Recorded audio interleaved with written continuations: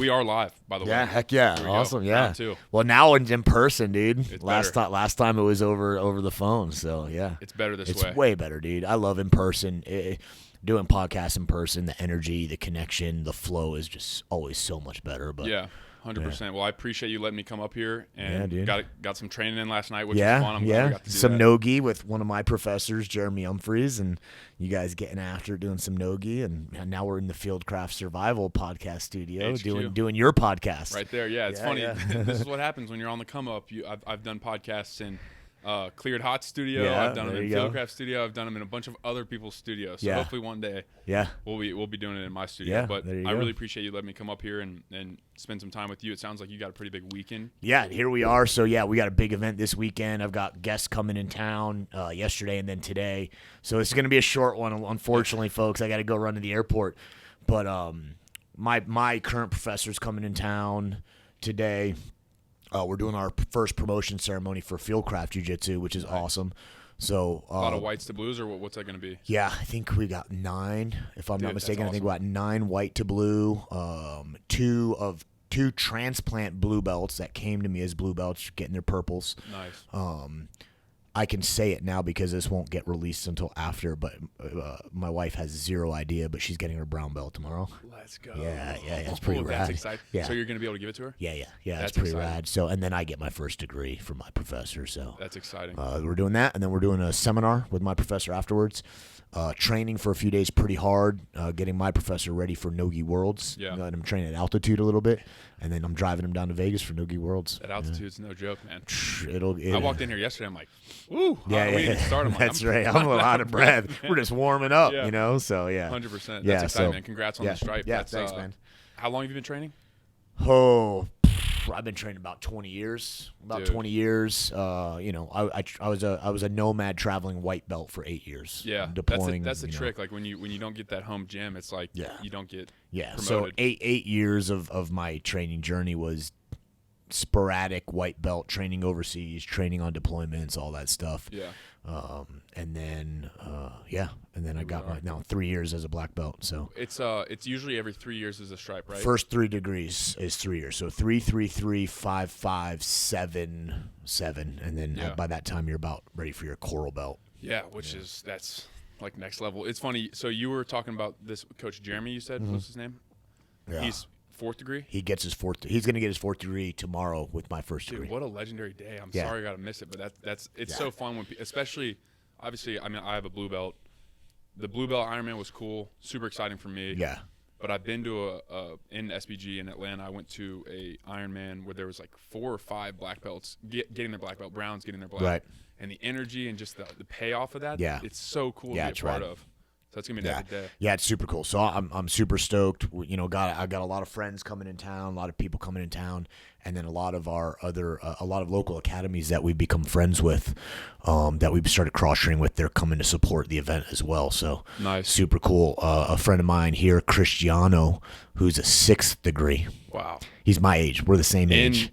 Utah? Yeah, he's right up the road, and he's a 6th degree at my age.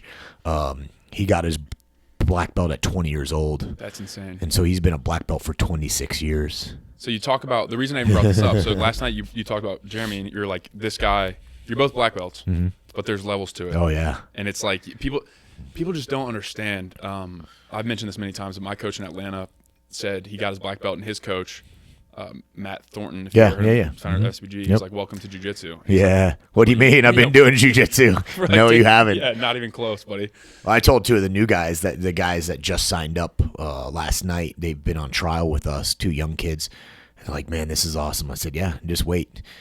In 10, 12, maybe a few more years than that, you'll get a black belt on, and then you'll realize you really know nothing. Yeah, the Dunning-Kruger effect. I think it's like the more you know, the more you realize you don't know. Yeah, exactly, yeah. I think I got to roll with 2 of them, or a couple of them last night. Yeah, so Taylor was like the blonde, scraggly kid. Yeah. He wrestled a little bit, stocky, super athletic. And then, God, I'm a bad. They're on trial. They don't get names. They don't get names yet. It was cool doing the rolls with them because I mean, I trained really hard for a year. Like right after baseball, I was going like 6 times, sometimes 7, sometimes multiple sessions a day, every live roll I could get. Yeah. Got my blue belt pretty quick. Then I moved to Austin, and it's not a good excuse, but I just haven't been on the mats super consistently since I got to Austin. And even that, we were doing the rolls like, hey, how long you been doing it? They're like, this is my 4th class. I'm like, okay, cool. So when we do this and we're getting mount, I'm showing them some things. It's just cool. The community of jiu-jitsu practitioners is it's amazing. It's amazing. It is. Some of the coolest people you ever meet in your life. And, the thing is, you can't fake the funk in jiu-jitsu. So if you are fraud, if you do hide behind that veil of ego, you get found out pretty quickly. Unless the gym, the academy that you're a part of fosters that and your leaders are like that, you get found out, especially others. So I'm not saying there aren't gyms out there with that bad kind of energy and culture. Yeah. There are. But they're few and far between because it's a great equalizer. when we slap and bump, you learn real fast what's real and what ain't real, 100%. That's the cool thing too. I've gotten to train at Leah's gym up in Kalispell, SBG, in Atlanta, Buford and Atlanta location, down in Florida. Trained in Austin, a couple gyms in Austin. It is cool. There's different idiosyncrasies that each coach has. Each gym has different types of culture. For sure. It's cool to be able to. Also, it's like you go to a new city, you go to a gym, and you get a workout. You're not going to be talking to people. You're not going to be making any friends. Right. But you go do a drop-in like I'm doing here. I've never met anybody here in person. I feel like I got a couple friends now here. Yeah, that's right. It's like you got on the mat and people are walking up. You're introducing yourselves to each other. Also, you don't go into the Anytime Fitness when you're traveling and go introduce yourself to the dude on the bench across from you. You go and you do your workout and you're done. Mm-hmm. Whereas here, you hugged probably 18 strangers last night. It's exactly. Where do you hug? Their ankle. Exactly. We try to kill each other and then we hug each other. So it's exciting, dude. It's jiu-jitsu. I think it might have been Kyle was a young guy that's been coming to y'all. I think he just started coming to y'all too. He's been doing it for a couple months. Yep. Yeah, his dad trains. His dad's awesome. His dad was sitting out in a camo hoodie last night. Cool. And then that was his little sister on the mat. Oh, cool. Yeah, and she's 14 and she's a savage. Family endeavor, man. Yeah. It was cool too. So you guys have a cool SPG does a good job of this. You guys had y'all, obviously, like you and your coach, Savages, veterans in the game. You've got young dudes that are just starting. You've got women here. You've got of all ages. You got young women, older women. You've got kids programmers right before. It's cool to see. It's like a family affair. What I loved to see in SBG was when parents would come for the kids class, let their kids do their thing, and then the kids would stay for the parents to do their thing. And that's usually the case. So half the kids, the three boys that were on the mat with the kids class are the siblings of the girl and Kyle. And the father on the side. The father rolls in the mornings. He comes early morning and trains. It's a family endeavor. It's a family affair, man. And then a bunch of the other parents that just happened to not be there last night. They train right after the kids. The kids all hang out. They do homework together. They play around together. And it's like that whole just jiu-jitsu culture, Yeah. And again, that's stuff you don't get in other martial arts. And it's stuff you don't get in just a fitness industry. You know? Especially, I've done some Muay Thai. I actually like striking. I love striking. I trained Muay Thai for about 6 years. Yeah, it's very fun. I love it. You can definitely get some relationships built, but something about maybe it's the fact that you're literally just like hugging another dude for a while. Well, no, and it was funny because I had this talk with a gentleman yesterday that I met, and he's getting into boxing.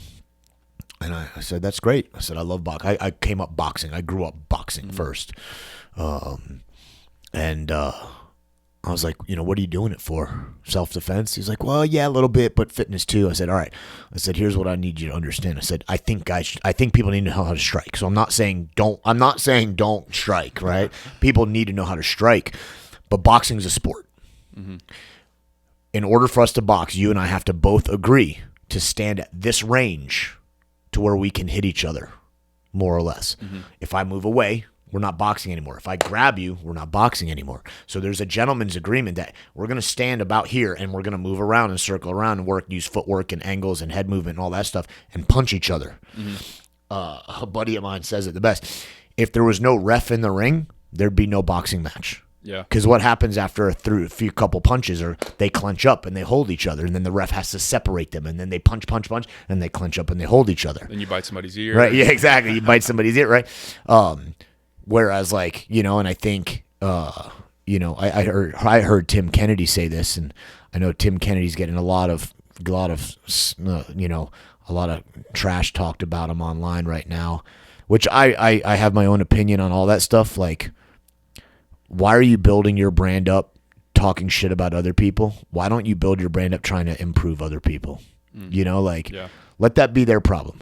If they did say something that was untrue, that's on them. Why, you know, like, so that's another story for another day, because I could go on a tirade about it. But Tim basically said, he's like, I mean, look, you don't become one of the best fighters in the world for no reason. Like, and Tim was one of the best fighters in the world, you know?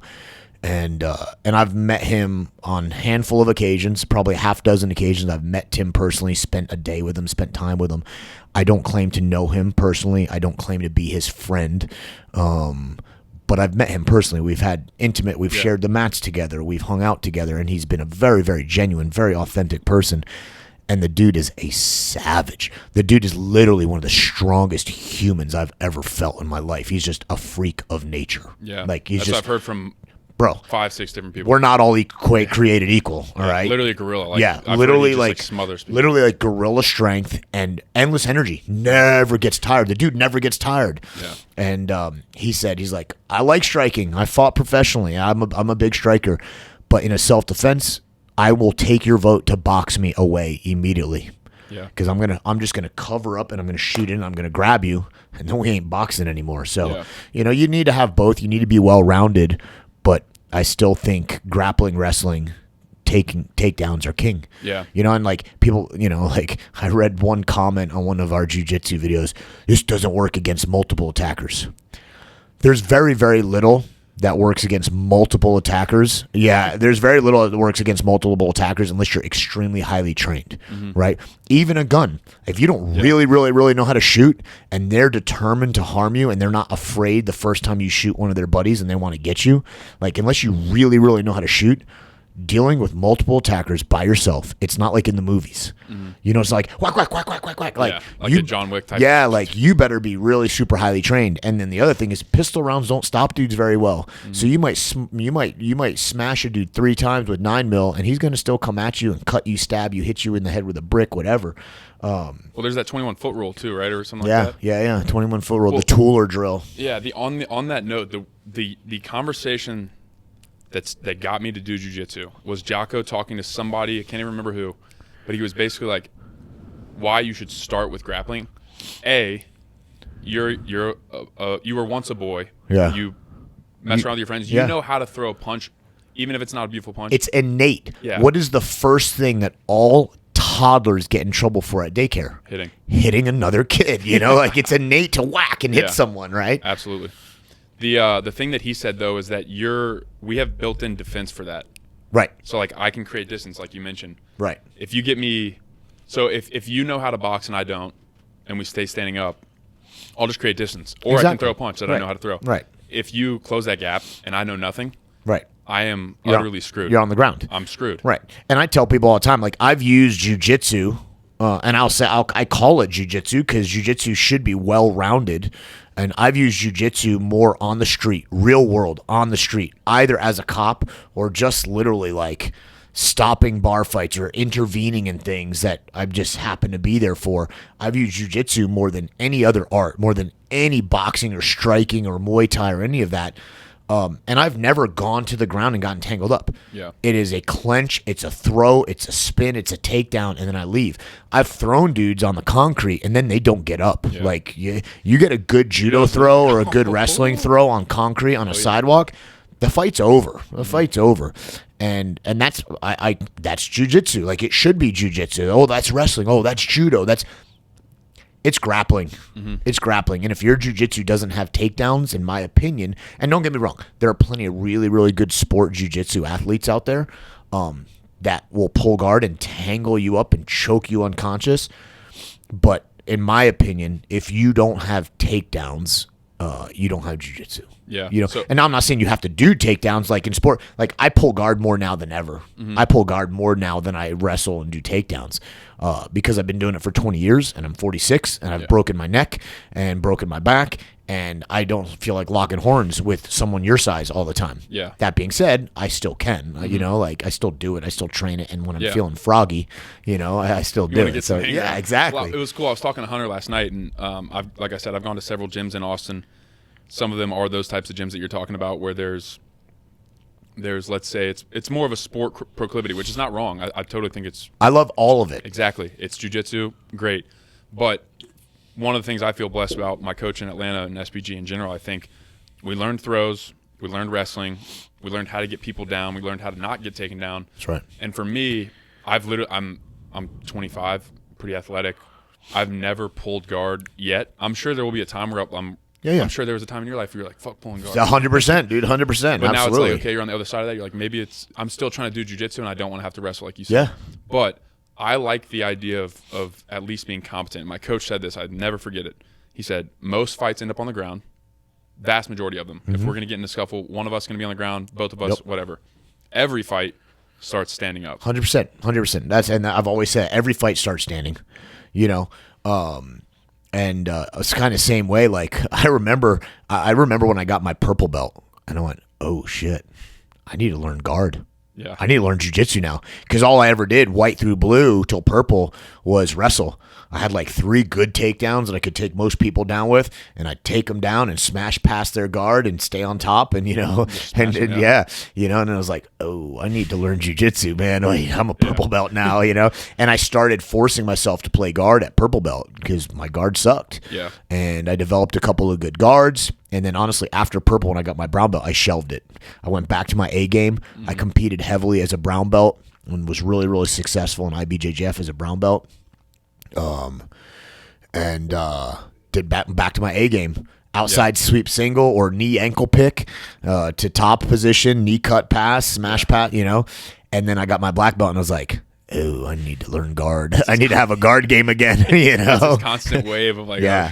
And then, you know, I broke my neck probably 4 years ago now. I broke my C5 vertebrae, and it's delicate, if you will. So like if I head fight and wrestle real hard, I'm like, can't walk down. Like, what? The next couple of Jamie days. Yesterday, Jamie, like at the end of the class, he's like looking up. Bro, me and him, I'll tell you, like for 5 years probably, we beat the shit out of each other, and it was mostly him. It was mostly him beating the shit out of me. Let's be realistic, right? Yeah.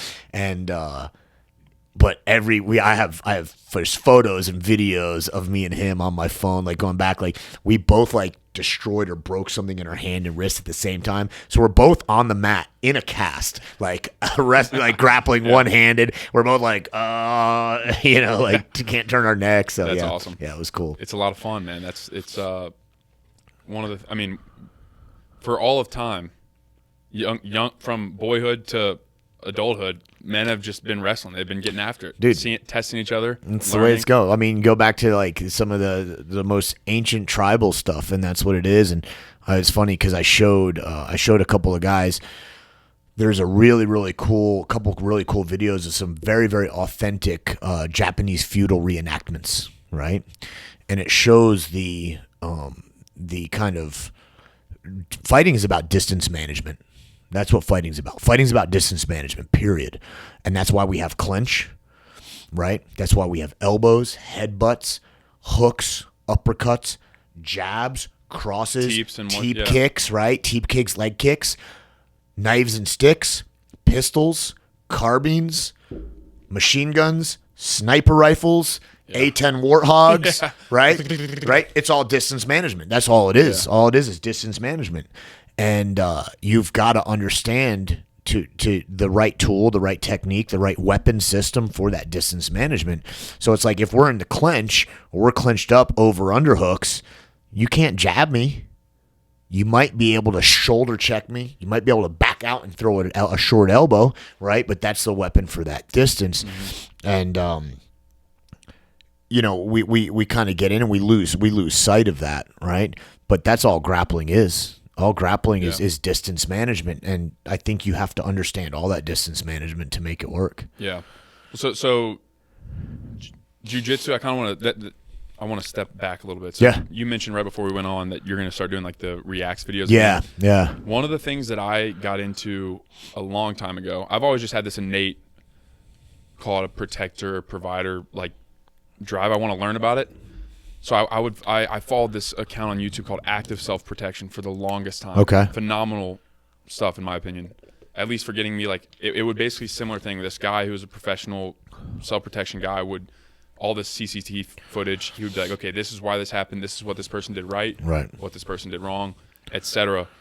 And it's a conversation that I have with a lot of my friends, especially I live in Austin. There's a lot of homeless people, a lot of here's an example. I was walking down the street, or I was actually driving, and there's this guy, this is 2 months ago, in a very populated area in Austin. And I'm an aware dude. I'm like always looking around, seeing what's going on. And I'm in my car, and I look to my left, this guy's walking the street. Military age male, homeless guy. You can tell he's homeless. Yep. Doesn't look like the kind type of guy who's just like. Right. Yeah, he's not just, I look at him a little bit closer, and I take another, I'm like driving, I'm like, okay. And I take another look. He's walking with a dang, probably 2-foot machete underneath his arm, just walking down the street. And I'm sitting here thinking, I'm in my car. How many people passed him and never saw that? Right. People are walking by him. They don't see it. Yep. All that to say, there's this overall, this idea of like self-protection and just how to protect yourself and people around you. Jiu-jitsu is a part of that. Striking is a part of that. Shooting, all that stuff. Yep. But from a meta principle standpoint, do you have any meta principles that people can understand or implement that will help them be proactive in their self-protection? Yeah, so it's funny. Mike and I have been doing a weekly release called the Team Room on our YouTube channel and the Fieldcraft app and on Mike's Patreon, and we did one 2 weeks ago on situational awareness, right? And so I view situational awareness. There's a nature and a nature versus nurture thing with situational awareness. We are born with an innate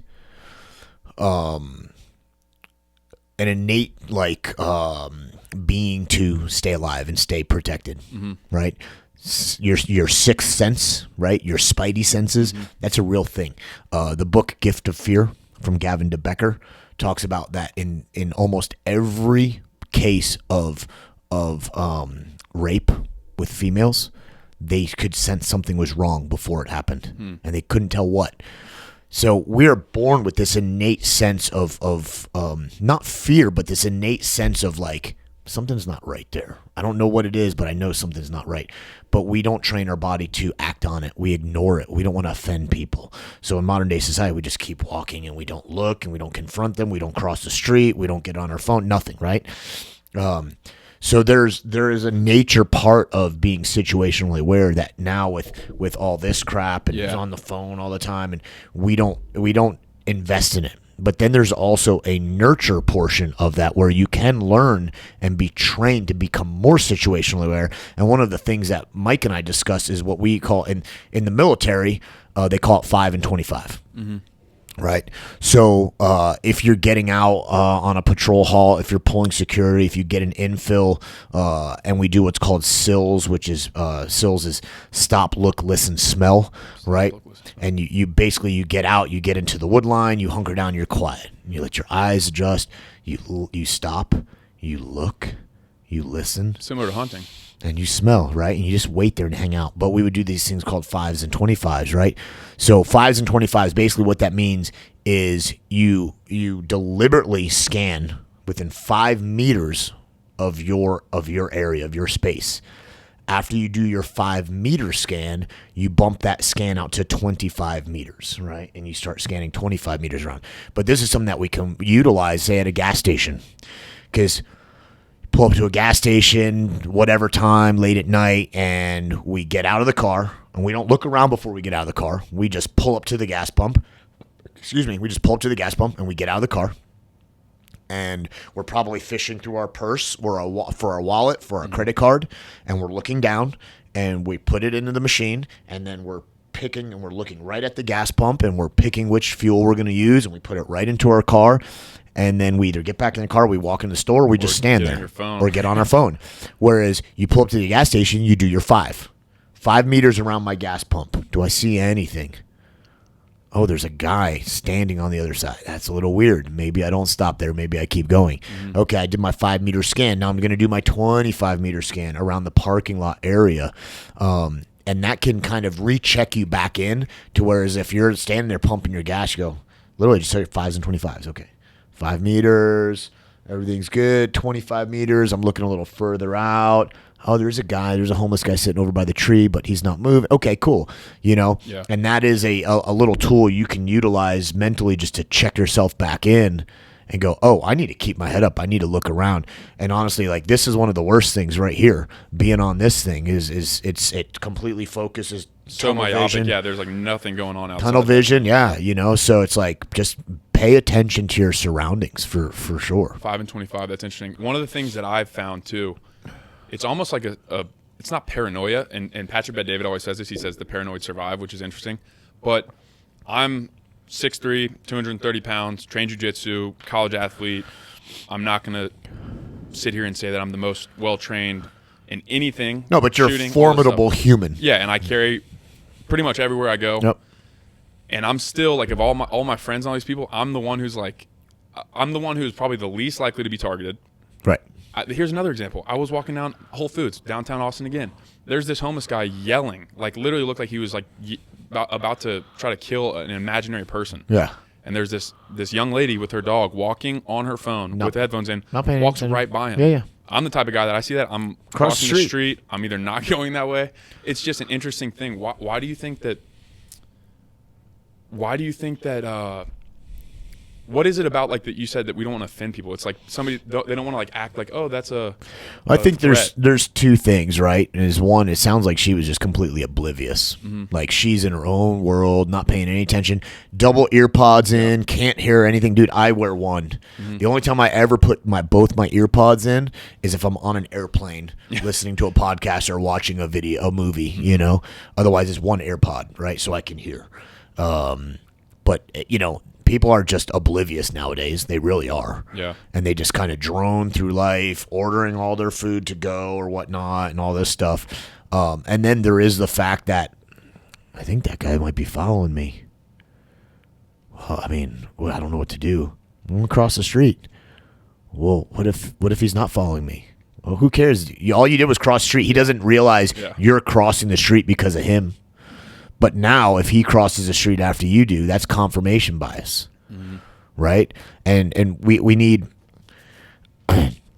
whenever we're collecting intelligence on a target, right?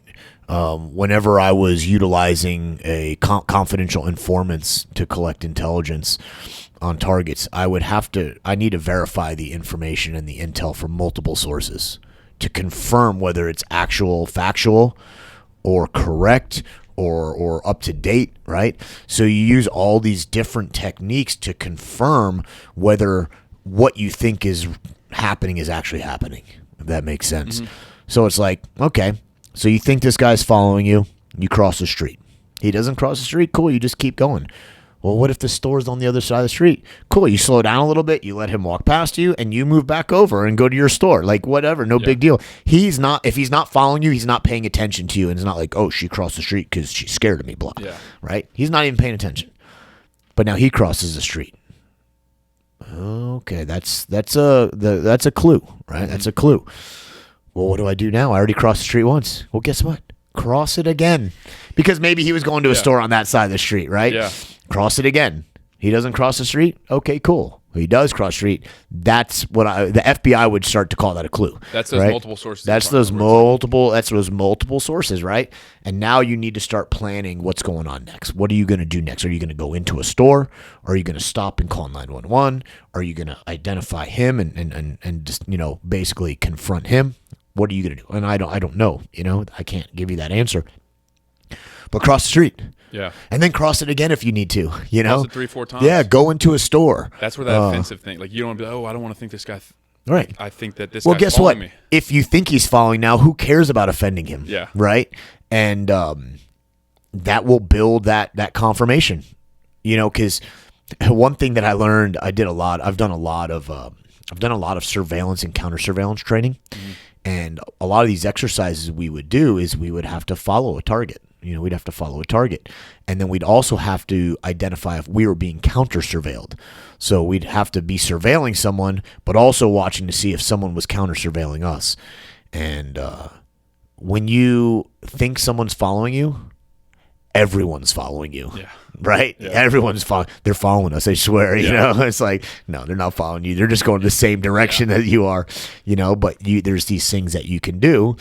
I won't get into it because some of it's still pretty sensitive information, but there's these things that we can do to basically identify on the way to a location, on the way to your home, on the way to your business, if someone's actually following you by deviating off your route. Mm-hmm. And if they deviate off that route, and it's kind of not a natural deviation, and they get back on to where you're going, okay, that's a confirmation of they're following you, Yeah. Back to the gas station. So one of the things that I learned from active self-protection was the idea of transition space. So you have like your car, which is kind of a stronghold. Then you have the inside of a store, inside of your house, inside of whatever it is, also sort of a stronghold, more familiar, more protection. Transition space being gas station, parking lots, right, different places like that. That's, to me, was one of the biggest like a light bulb moment for you. I'm like, oh my gosh, it makes so much sense. Yeah. I can't remember the number, but the guy was saying like an astounding, a vast majority of violent crimes, assaults, rapes, kidnappings, all these things happen in transition spaces. Yes, absolutely. So what are some things, like the 5 and 25 is good. Are there any other things that you can think of in terms of like transition space? Everybody's got to fill their gas. Everybody's got to walk into stores. That's right. Everyone's got to leave their home, go to their car, leave their home, go to their job, leave their job, go to their, Yeah. Like you're moving around the world. And again, like you said, you had mentioned paranoid, right, before. And I'm not paranoid. I'm not scared. I'm prepared, right? I'm not scared. People, you must be rough walking around the world being that scared. I'm not scared. I'm prepared. I don't carry a gun for me. I really don't. I've never thought of me and my buddy Greg Anderson were talking about this the other day. I've never thought about carrying my pistol concealed for my personal self-defense. That's not what it's for. Like if you and me get into it out at a bar or whatever in the sidewalk, like we're going to bang. We're going to get down. We're going to beat the shit out of each other, right? I'm not going to pull a gun on you. Yeah. I carry my pistol if I'm with my family, if I'm with my kids, and for other people, for the people out there. So someone's getting robbed, a store's getting held up, there's an active shooter, there's a critical incident where someone's shooting into a crowd. That's what I carry a gun for. I don't carry a gun for me.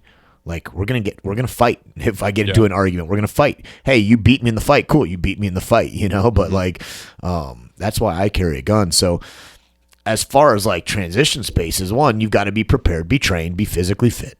Like I think that's the easiest solution. Like, it's like, it won't happen to me. Well, it might happen to you. And so what's the harm in going and learning how to do jiu-jitsu or wrestle or box and also get fit and healthy at the same time? Yeah. Go to the gym, work out, be physically strong, be physically capable, and then just be aware of your surroundings. So if you have to walk somewhere at night, don't walk right up against the wall of the buildings where there's alleyways and stuff. Walk further out on the edge of the curb, the edge of the sidewalk. Distance, right? Distance equals time. Distance buys you time. If you're a female, maybe have some of those tools to help bridge the gap, right? So we talk about disparity of force. Do you know what disparity of force is? Have you ever heard that term? I haven't heard that term.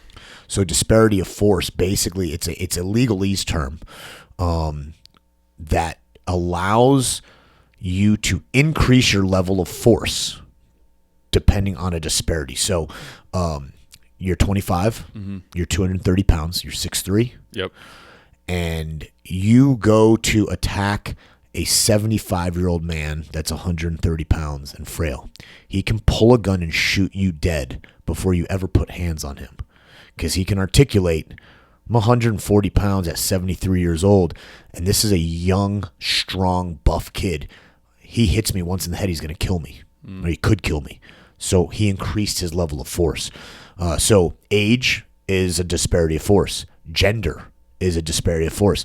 A female, right? You and me, even though you're bigger than me, I would have a really, really hard time utilizing a lethal force weapon against you. Unless like I was already using one and you were unless you were already using one, or unless I became injured, because being injured in a fight is a disparity of force as well, right? So, but if it was a female, same thing. They could draw a gun and shoot you dead, saying, "Look, I'm a 110-pound female. He's a giant male. He could literally choke me to death with his bare hands. He could pick me up and take me away," right? So there's this thing, disparity of force, allowing if you have a physically lower level of force. Lily pad making herself comfortable. Yeah, Lily, the best dog in the world, is just curling up in the corner. That's the best protection tool right there. You want to talk about protection, dude. You want to talk about security. That is the best one. That's a Malinois, right? Yeah, she's a Malinois. You walk around with her on your hip.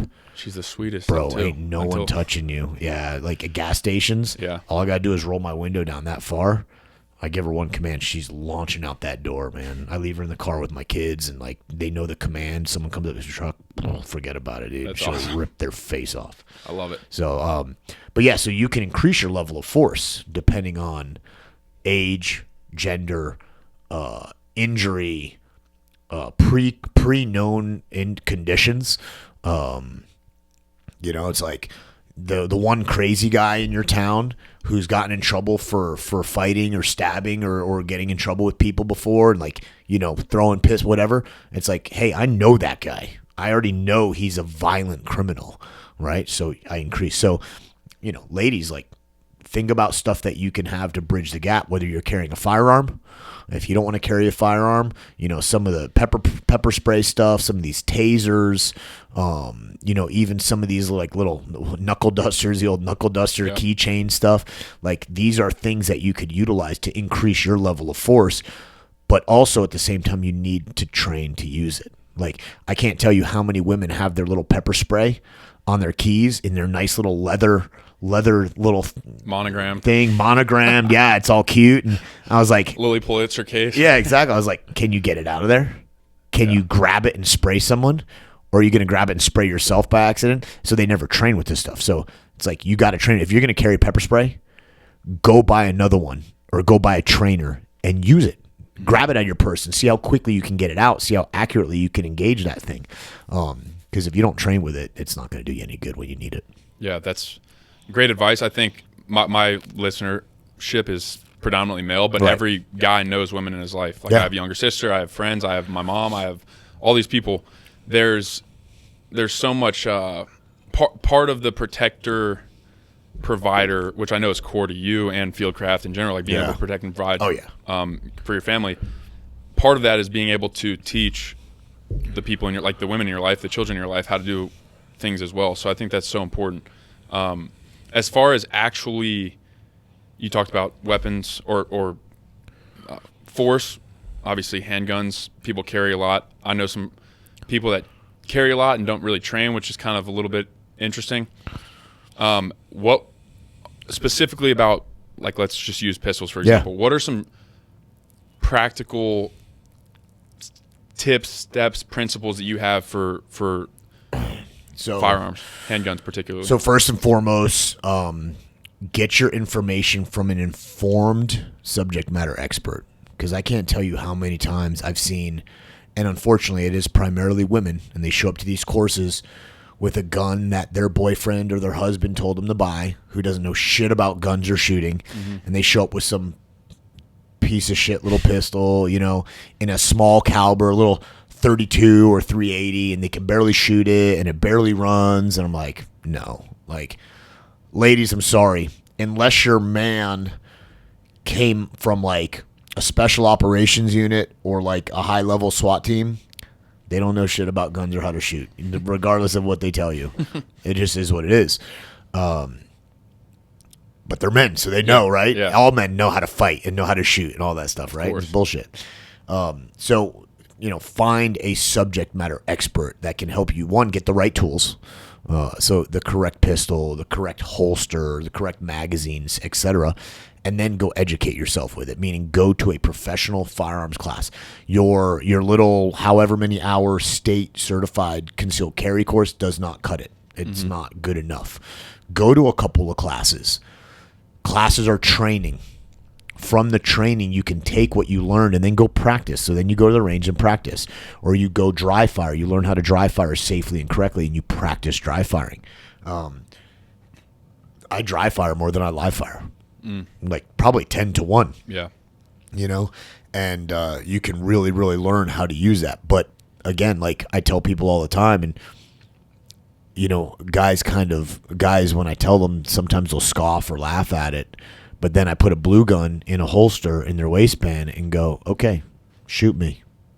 And I take the gun from them, which we do some scenario training here in some of our courses where we do it on the mat with a laser SIRT pistol.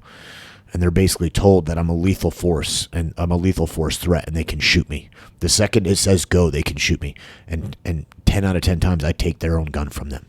And which I tell them, worse 100%, So I tell people all the time, like, if you don't train in some sort of martial art, right, boxing or grappling of some sort of wrestling, and really all of it, right, because it's not just boxing, you're carrying my gun. Yeah. Because generally speaking, they'll go, oh, well, I'll just back away. Well, when do While you... you're drawing. Right, well, and when do you know when to draw? Because I'm telling you, it's not as clear cut as you think, and it's like by the time I come up asking you to bum a cigarette or what time it is, and I'm within arm's reach of you, and now I'm like, hey, give me your money. Well, if I can reach out and shake your hand or reach out and punch you, I can take your gun from you. And if you start reaching for your gun when I can touch you, me with my capability, I'm going to take that gun from you. Active self-protection guy said this too. The first thing to train with firearms is retention. Yeah. It's like being able to, because you just said it, it's like, if you don't know how to retain it, then it becomes the perpetrator's gun, which is even worse than you for sure not even having a gun there. So, I have my own opinions on that, and I don't know if that should be the first thing you train, but I might have been putting that in. Yeah. I remember him saying something about like that being a primary thing that you need to train. Maybe he didn't say first. Yeah, I think understanding is important. I will say for law enforcement that have open carry sort of guns on their waistband, and that are constantly coming in contact with the population, weapon retention is very, very important.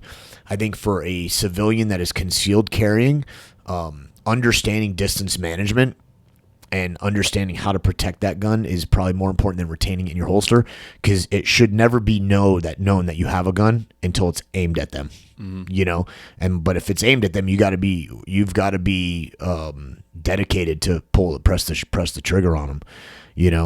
So you should not, if you find yourself in a situation where you're fighting over your gun in a holster in a concealed carry situation, you've done a whole lot of things really, really wrong. Yeah. And that goes back to that distance management thing, right? So, and I'll tell you, like, even me, like, I won't draw a gun pretty much. If we can touch each other, I'm not going to draw my gun. I'm not going to draw my gun until we can get way, way, way away, or I'm in a massively dominant grappling position, and if I need to use deadly force now. Yeah. And I say this, and I mean, I've fought a guy over a gun in real life. Once, a guy pulled a gun on me. We were within arm's reach of each other, pulled a gun on me, tried to turn it on me, and I'm assuming he was going to shoot me. Yeah. That's a logical assumption. And maybe he was just showing you. Yeah. Hey, look at this down the barrel, right? Look how clean this barrel is, right? And we fought over the gun, and I won, and survived, and he lost, and he didn't survive. And I'd like to say I did some really, really cool John Wick shit, and I didn't. I went, oh shit, gun, and 2-on-1, and that became the primary focus, right? The primary focus was keep that muzzle, keep that barrel away from my body parts. And we're wrestling over the gun, and then literally it dawned on me like a light bulb. Like you could probably see the thought bubbles in my head. I'm like holding the gun, like we're fighting over, going, oh wait, I can hit him. Wham! I start headbutting him. I strip the gun out. I go 2-on-1 arm elbow control, strip the gun away, and then we go to fighting, So, training is important, man. Yeah, training is really important because I don't.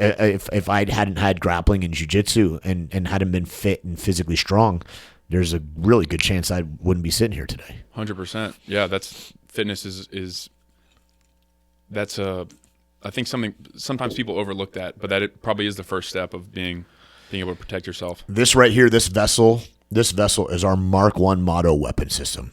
This body and brain that we've been brought into this earth with is our primary weapon system. All that other stuff is tools. And if this isn't ready for warfare, both physically, mentally, emotionally, then no amount of tools are going to help you. Yeah. I did a course, Mike and I do a course called Shoot, Move, Communicate. And we teach guys what we call individual movement tactics, IMTs, individual movement tactics. And it's basically, it's 3 to 5 second rushes, and then you lay down in the prone. And the moniker that you learn is I'm up, he sees me, I'm down. Right? So I'm up, you stand up. He sees me as you're running, I'm down, you lay back down. Right? And that's how you bound, and that's how you move. Same thing with cover, like too. You're in cover or you're behind cover. Then you run, he sees you, then you're exactly right. Exactly. And so if it's an open battlefield, right, that's what you're doing. You're using prone and defilade and contour of the earth for your cover concealment. We had a group of guys and they were standing out there, just totally slick, no body armor, no weapon, no. I'm sorry, they had their rifles cleared and empty and safe, but no kit, no body armor, no ammo, no water, no nothing, totally slick. And there were a few guys out there that weren't grossly overweight or anything. And after 4 to 5 of these little 3 to 5 second rushes, they like needed both hands to push up off the ground. They were gassed. I'm like, guys, let's bring it in real quick. I was like, you guys are standing here. Every one of your rifles more expensive than my own rifle. And I said, if you ever needed to use any of this in real life, you guys are going to fucking die. Because your base level of it's not a mistake that the base metric, the base, very, very first metric, before you ever get to put any cool camouflage or any cool gear on with any special operations unit, any SWAT team, the base metric is a physical fitness test. Yeah. That's not a mistake, Not right? That's for a reason. And then there's a reason why they maintain a very, very, very high level of fitness, because war fighting is hard. And when I say war fighting, I don't mean operational stuff overseas. If you're in a lethal force encounter, if you're in a gunfight here, if you're defending your life or someone else's life, you're war fighting, right? Bullets are bullets. They do the same thing here as they do in Iraq and Afghanistan. Yeah. And if you're not maintaining a pretty high level of fitness, you're going to be in big trouble. And I had someone once tell, actually Greg Anderson, he told me, we're not fighting with swords anymore, guys. Well, you've never been in a gunfight then, homie, because it's pretty fucking fatiguing, you know? Yeah. Well, I remember you telling a story on our first podcast about, I think, police academy, something, you had a bunch of dudes lined up and you basically split the room in two. Yeah. And you're like, you guys are fat. Yeah, like, exactly. You guys are actually fat. Yeah, literally. I went, I'd go in because I would do their introduction to grappling, like day 2 of the academy. And I'd come and I'd go, you, and I'd separate them. And I'd go, all right, all of you over here are fat and out of shape. I said, I'm not saying you're a bad person. All right? I'm not saying you can't fix it. I'm not saying what you are right now defines who you are. I said, but you, at your state right now, you're fat and out of shape. And you're going into a career field that may make you and has a high likelihood of requiring you to run, jump a fence, climb a fence, go through a window, drag someone, carry someone to save their life or your own. I said, I'll do everything in my power to help you if you're willing to put in the work, but it's going to be hard. If you're not willing to put in the work, quit right now and go sell cars for a living. It's an honorable profession. Everyone needs a car. Or I'm going to do everything in my power to either make you quit or get you fired. Yeah. And I don't have time for it. I don't have time for it. And I'm done. I don't know. I'm done placating people. Well, as a civilian, that pleases me. I hope more conversations like that happen in the. I think police in general get a very bad rap, very tough. We talked about this too, so we won't get too much into it. But it's a lot of negative associations with society for and sure. Police now, which sucks. Absolutely. I hope that there's a lot more conversations like that happening in police. Yeah, and I'm starting to see a little turn in the tide, which I like, in a positive manner.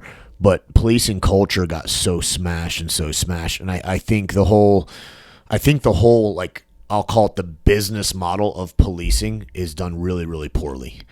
I would love to do a social experiment, and I would love to take over a medium to smaller size city police department. I don't want a massive one yet. I want to do a test, and I want to just let me do what I want to do. And I have pretty good confidence that I would turn that department into essentially a special operations unit of policing. Yeah. Because they're just, the people aren't invested in qualifications. Qualifications are the worst things for policing. Qualifications. Because qualifications is not for the officer. Qualifications are to protect the agency from liability. Yeah. Oh, well, they're qualified and certified on the taser. So because that officer accidentally pulled out their real firearm and shot the person instead of tasing them, it's not our fault. It's on them. It's on them because they're qualified. They're certified. And that's the worst. That's not training. Certifications and qualifications are not training. Yeah. It's a check in the box for the admin of the agency to protect them from liability. Yeah. So, a lot of special operations units work on like a third rule, right? So they spend a third of their time training up, and then a third of their time deployed, and then a third of their time after deployment on like a demobility where they're going back through everything and they get a little bit of our downtime and stuff, and then they go back into their training cycle, operational cycle, demob cycle. And you could do almost the same thing with policing, right? Where they work a day, the next day is work but training, and then the next day is refit and rest. Mm-hmm. And you work that third model. So now every 3 days, dudes are training, and it's like you're just going to get a better, and now you're investing in people. Yeah. You're investing in people, Which is better for everybody involved. Yeah, and I don't know. I've talked a lot about it. Policing should revolve around one thing and one thing only, and that's public safety. Every police car you see from almost every agency around the country to protect and serve. That's what it should be about. It should be to protect and serve, not a revenue making thing. It should not be for revenue or some like political messaging messaging or revenue. That's not what our job is. Our job is to protect and serve the public, plain and simple. And so when you start like driving 100 miles an hour down I-15 right now in the left lane with no other traffic on the road, that is not a danger to the public. Your car, that car that you drove in, is more than capable of going 100 very, very, very safely. The highways are built for that speed very, very, very safely. Now, traffic, and you're passing on the right, driving maybe only 65. Maybe you're under the speed line at 60, but you're swerving in and out. Okay, well, now you're creating a public safety hazard to other drivers. Honestly, I think people should be ticketed more for just sitting in the left lane than they should be for speeding. Yeah. Speeding through a school zone. Okay, I'm pretty serious about that. That's a public safety thing against our children, and our children are idiots. They don't know better, so kids run out in the street. 100%. But it should be around public safety, plain and simple. I became a cop to become a crime fighter. Mm-hmm. That's what I want to do. I had zero interest in writing a speeding ticket ever. I've written 2 traffic citations in my entire career. I had to write one under FTO to check the box, and then I wrote one when I was a narcotics guy because I was tracking a target who I knew had weight in his car. Weight means a lot of dope. Yeah. He was moving a lot of dope. He just got a delivery, and I needed a traffic citation for the stop. So I followed him until he violated a traffic law, You're like, here you go. And then I had to write the traffic citation for the stop, you know? Those are the only 2 traffic citations I ever wrote in my entire career because I don't care. If you're speeding a little bit, whatever, cool. See ya. If, I've pulled people over for speeding. And just slow down a little bit, come on, and let them go. But I haven't written tickets for. Well, it's all contextual too. There's definitely different contexts where speeding is probably, I don't want to say more safe, but there's different contexts where it becomes more hazardous. Right. But on the topic of cars, we only got 5 more minutes. Yeah. But I want to get. This is something I haven't really thought a ton about. A little bit in the past, and I've got some stuff in my car. But when you come to Fieldcraft Survival, you see tires, you see all this stuff for the car. You see the sweet setups out there. Yeah, we got some pretty cool rigs outside, insane, man. Insane. What are some immediate things that people can do right now or tomorrow? They can buy things on Amazon, or they can do something to their car today to make it a more, because everybody gets in their car a lot of time. Yep. What are some things that they can do to make it a more safe, protected, capable tool? Oh, so we could go down the rabbit hole. We could spend 3 hours. Yeah, we could go down the rabbit hole. We'll have to come back. We'll do that. So there's two sides to the whole vehicle thing, right? And there's the safety security thing, but then there's also the capability thing. So for me with a vehicle, primary thing is reliability and getting it to run. So do you have jumper cables in it? And if you don't have jumper cables, or if you do, I have jumper cables in my truck, but I also have a NOCO battery jump box. Mm-hmm. Right, and if you're not familiar with those, go check out NOCO battery jump box. Great things. You can buy them in different sizes for different size cars, batteries, etc. But that way, if your battery's dead, you're not stuck out late at night somewhere. You jump it yourself. You don't need to ask, "Hey, can you come jump?" You don't need to ask anyone. You jump it yourself, and you're done. If you're carrying a firearm in your car, don't put it in your center console, because when you need it, it ain't going to be ready. Yeah. Don't stick it don't wedge it between the seat. Yeah. Because if you get bumped or hit or in a small accident, like a lot of these carjackings begin, or you have to even slam on your brakes real hard, like a lot of these carjackings begin, that gun usually will end up on the floorboard underneath your driver, your gas pedal, your brake pedal, right? When I get in my car, I carry my pistol inside the waistband, appendix in front, and I tuck my shirt in behind it, and I move my seatbelt behind it. Do the same thing. That was intuitive too. I've never. Right. I'm just like, well, I couldn't get to this right now if I needed it. Exactly, right? So then my pistol is accessible, but it's also retained in a holster. I get out, I take my seatbelt off, I put my shirt over, I get out, I go into the grocery store, I go to the gas station. If I get pulled over by a cop, I just pull my T-shirt and throw my T-shirt over it. Hands on the steering wheel. Hey, how you doing, officer? Yeah, I'm just so you know, I'm carrying a firearm. Okay, cool. You know, and for me, like when I was a cop, if I ever made a traffic stop and someone like you told me, I'm like, all right, cool. Yep. You know, here's who I am. Here's why I stopped you. Like, I don't care. Hey, don't reach for it. If you reach for yours, I'm reaching for mine. That's the way it goes, right? Yeah. We both got guns, so like, but there's not a lot of cops that are like that. Yeah. For what about like? I mean, you guys got serious rigs. Not everybody's gonna be driving one of those things, right? Yeah. Like, with everything on there. What about like tourniquets or like med? I'm sure like so medical stuff. I think a general first aid kit, you know, for bobos and owies. What does Fieldcraft sell that? So we sell trauma kits here. We sell a bunch of trauma kits, our bleed control kit, and a couple other things. So I have both in my vehicle. So I have a first aid kit that has moleskin in it, burn gel, bee sting stuff, tweezers, you know, some basic meds, antihistamines for allergic reactions, Band-Aids, stuff like that. But then I also have trauma kits. In each of my door panels, I have tourniquets. I have tourniquets in each of my door panels. So if there is a serious wreck and maybe you're trapped or stuck in underneath the dashboard and you can't get out, you can reach in the door panel, put a tourniquet on at any of the seats. So I have tourniquets in all four of my door panels. Window breakers too? Or seatbelt cutters, anything like that? Yeah, so I carry a knife on me, right? You got to be careful with some of those seatbelt cutters and window breakers. Breaking a window is really, really difficult. It's a lot harder than people think. And same thing, training, because, you know, depending on the type of window breaker, if you hit it, you can hit your window in the middle and it'll bounce right off. You hit it up in the top right, top corner, it'll shatter. Okay. So stuff like that, you know, like if you're traveling over a bridge daily or traveling over water, you might. So window breaker, seatbelt cutter is probably a good thing to have. Yeah. If you're not, then get out of your seatbelt and open your car door. But if you have a chance of going in the drink, then maybe something like that will be good. You know, Louisiana, we drove across the causeway all the time. And cars go over the causeway all the time. Actually, one of my partners saw a woman drive off the causeway into the lake, and he stopped. He jumped out and saved her. That's pretty wild. That's insane. Yeah. So, but yeah, tourniquets in the doors, first aid kit, and then a trauma kit. You know, real hemorrhage control, bleeding control, potential airway stuff. You know, for you know, tension pneumothorax and stuff like that. But again, then it goes also back to the training. Have you received the training? Do you know how to use them? Do you know how to properly put on a tourniquet? Have you been trained to properly put on a tourniquet? Do you know how to use a chest seal or when to use a chest seal? Stuff like that. I have a very, very extensive trauma kit in my vehicle.